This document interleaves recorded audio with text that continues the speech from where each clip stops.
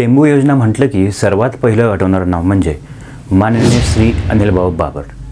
परंतु टेंबू योजनेसाठी अविरत कष्ट घेणारे हे अवलिया व्यक्तिमत्व आपल्यात नाहीये हे सांगताना अतिशय दुःख होत आहे। आज पहाटे निमोनियामुळे अचानक अनिलभाऊंचं निधन झालं आणि सर्वांनाच एक धक्का बसला। भाऊंना सर्वसामान्य लोकांमध्ये वावरायला खूप आवडायचं। दिवस रात्र त्यांनी आपल्या मतदारसंघासाठी खर्ची घातला। काल परवा अगदी ठणठणीत असणाऱ्या अनिलभाऊ बाबर यांच्या अचानक एक्झिटने हा मतदारसंघ पोरका झालाय। भाऊंच्या जाण्याने 14-15 वर्षाच्या तरुणांपासून ते अगदी 90 पार केलेल्या ज्येष्ठांचे डोळे अश्रूने पाणावले आहेत। सर्वांसाठी 24 तास उपलब्ध असणाऱ्या या देवमाणसाच्या शेवटचे दर्शन घेण्यासाठी संपूर्ण मतदारसंघाचे पाय विट्याकडे वळले आहेत। खरं तर खानापूर आटपाडीचा देवच गेलाय असंच वातावरण या मतदारसंघामध्ये तयार झाले आहे। अनिल भाऊंनी आपली संपूर्ण राजकीय कारकीर्द ही मतदारसंघातील लोकांसाठी घालवली। पक्षश्रेष्ठींकडे कधीच त्यांनी स्वतःसाठी काही मागितलं नाही। फक्त लोकोपयोगी कामे आणि मतदारसंघाच्या सर्वांगीण विकासासाठी त्यांची नेहमी धडपड असायची।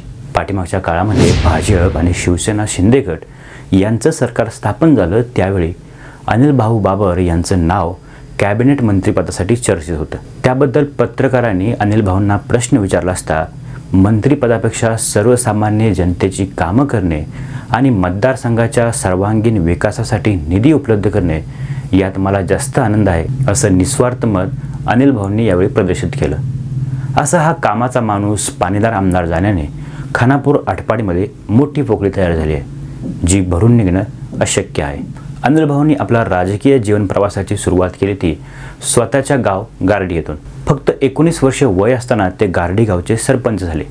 त्यानंतर 1972 साली त्यांनी जिल्हा परिषदेची निवडणूक लढवली आणि विजयी होत सांगली जिल्हा परिषदेचे सदस्य म्हणून ते नियुक्त झाले। तिथून पुढील काळात अनिलभाऊंच्या कामाची छाप संपूर्ण जिल्हाभर पडू लागली आणि पुढे 1981 साली ते जिल्हा परिषदेमध्ये सभापती झाले। अनिलभाऊंनी 1982 ते 1990च्या कालावधीमध्ये खानापूर पंचायत समितीचे सभापतीपद देखील भूषवले। पुढे 1990 मध्ये त्यांनी आपली पहिली विधानसभा निवडणूक काँग्रेसच्या तिकिटावर लढवली। त्यामध्ये अपक्ष उमेदवार हनुमंतराव पाटील यांचा 25,000 मतांनी त्यांनी पराभव केला। पुढे 1995च्या निवडणुकीमध्ये राजेंद्र देशमुख यांच्याकडून ते पराभूत झाले। 1999ची निवडणूक बाबर यांनी राष्ट्रवादी काँग्रेसच्या तिकिटावरती लढवली आणि ही निवडणूक जिंकत त्यांनी पुन्हा एकदा विधानसभेमध्ये एंट्री घेतली। तर पुढे 2004 आणि 2009 असे सलग 2 वेळा सदाशिवभाऊ पाटील यांच्याकडून ते पराभूत झाले। पुढे त्यांनी 2014च्या निवडणुकीमध्ये राष्ट्रवादी काँग्रेसला रामराम ठोकत शिवसेनेतून विधानसभेची निवडणूक लढवली आणि त्या निवडणुकीमध्ये सिटिंग आमदार सदाशिवभाऊ पाटील यांचा 19,000 मतांनी पराभव केला। तर गत 2019च्या निवडणुकीमध्ये देखील त्यांनी पाटील यांचा पराभव करत सलग 2 टर्म आमदार म्हणून निवडून आले। शिवसेना फुटीनंतर बाबर हे शिंदे गटासोबत गेले। एकनाथ शिंदेंसोबत असणाऱ्या पहिल्या 16 आमदारांमध्ये अनिलभाऊ बाबर हे आघाडीवर होते। त्यानंतर जेव्हा भाजप शिंदेंचं सरकार स्थापन झालं त्यावेळी बाबर यांना या मंत्रिमंडळात मंत्रिपद मिळण्याची शक्यता वर्तवली गेली होती, परंतु त्या सर्व चर्चा फोल ठरल्या। आपल्या प्रदीर्घ कारकिर्दीमध्ये भाऊंना एकदा सुद्धा मंत्रिपदाची संधी मिळाली नाही, परंतु मंत्रिपदापेक्षा आपल्या कामातून स्वतःची अशी ओळख त्यांनी राज्याच्या राजकारणामध्ये तयार केली होती। सर्वपक्षीय नेत्यांसोबत भाऊंचे अगदी जवळचे आणि चांगले संबंध होते। प्रत्येकांच्या मनात अनिलभाऊंबद्दल मोठा आदर होता। एकदम शांत सुस्वभावी व्यक्तिमत्वाच्या अचानक जाण्याने सर्वांनाच धक्का बसला आहे।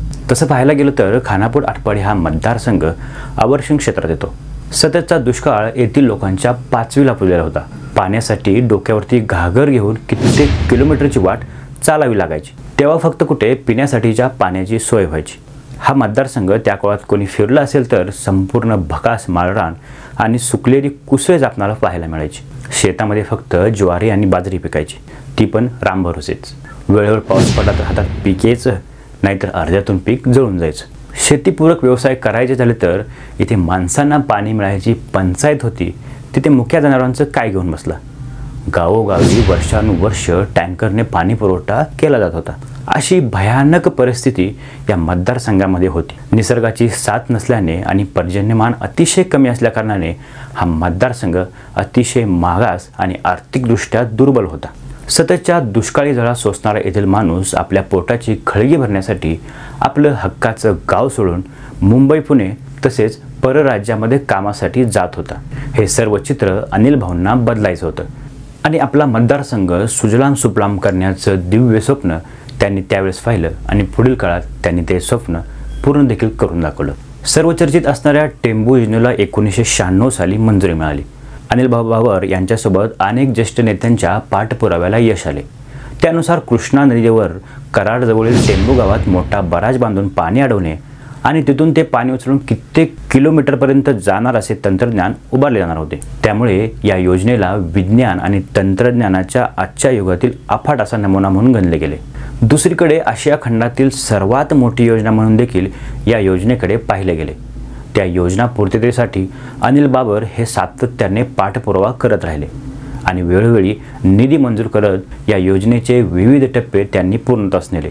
आजच्या घडीला बघायला गेलं तर टेंबू योजनेतून कृष्णेचं पाणी खानापूर आटपाडी मतदारसंघाच्या कानाकोपऱ्यापर्यंत पोहोचलं आहे। गावोगावी बंदिस्त पाईपलाईनमधून हे पाणी अगदी मतदारसंघातील शेवटच्या माणसापर्यंत पोहोचलं आहे। कधी काळी दुष्काळी म्हणून हिनवला जाणारा हा मतदारसंघ सुजलाम सुफलाम झाला आहे। येथील शेतकऱ्यांचा आर्थिक स्तर देखील उंचावला आहे।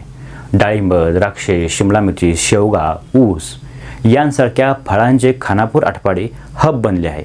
यामुळे बंदावस्थेत पडलेल्या बाजारपेठांना देखील चांगले दिवस आले आहेत आणि तिथली आर्थिक उलाढाल देखील वाढली आहे। एकूण एक हा मतदारसंघ पाणी, रस्ते, विकास आणि आर्थिकतेच्या बाबतीत आघाडीवर गेला आहे। याचं सर्व श्रेय जातं ते पाणीदार आमदार अनिल भाऊ बाबर यांना।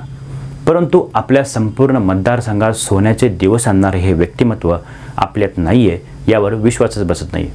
अनिल भाऊंच्या जाण्याने सर्व बाबर कुटुंबावर आणि खानापूर आटपाडीच्या जनतेवर जो दुःखाचा डोंगर कोसळला आहे त्यातून सावरण्याची शक्ती देव सर्वांना देव आणि या महान आदर्श पाणीदार आमदारांना आणि जनसामान्याच्या आधारवटाला अखेरचा सलाम करत अनिल भाऊंना भावपूर्ण श्रद्धांजली वाहतो। धन्यवाद।